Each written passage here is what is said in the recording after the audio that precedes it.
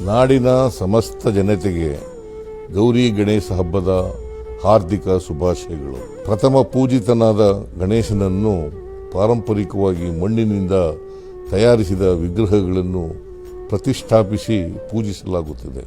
ಆದರೆ ಕೆಲವೊಂದು ವರ್ಷಗಳಿಂದ ರಾಸಾಯನಿಕ ವಸ್ತುಗಳಾದ ಪ್ಲಾಸ್ಟರ್ ಆಫ್ ಪ್ಯಾರಿಸ್, ಪ್ಲಾಸ್ಟಿಕ್, ಥರ್ಮೋಕೋಲ್ನಂತಹ ವಸ್ತುಗಳನ್ನು ಬಳಸಿ ರಾಸಾಯನಿಕ ಯುಕ್ತ ಬಣ್ಣ ಲೇಪಿತ ವಿಗ್ರಹಗಳನ್ನು ಪ್ರತಿಷ್ಠಾಪಿಸಿ ಪೂಜಿಸುತ್ತಿರುವುದು ಕಂಡುಬರುತ್ತಿದೆ. ಇದು ನಮ್ಮ ಸಂಸ್ಕೃತಿಗೆ ವಿರುದ್ಧ ಹಾಗೂ ಪರಿಸರಕ್ಕೂ ಮಾರಕ. ನನ್ನ ಪ್ರೀತಿಯ ನಾಗರಿಕ ಬಾಂಧವರಲ್ಲಿ ನನ್ನ ಕಳಕಳಿಯ ವಿನಂತಿ ಏನೆಂದರೆ, ಯಾವುದೇ ಕಾರಣಕ್ಕೂ ರಾಸಾಯನಿಕ ಯುಕ್ತ ವಿಗ್ರಹಗಳನ್ನು ಬಳಸದೆ ನೈಸರ್ಗಿಕವಾಗಿ ತಯಾರಿಸಿದ ಜೇಡಿ ಮಣ್ಣಿನ ಗಣಪನನ್ನು ಪ್ರತಿಷ್ಠಾಪಿಸಿ ಗಣೇಶ ಹಬ್ಬವನ್ನು ಆಚರಿಸೋಣ.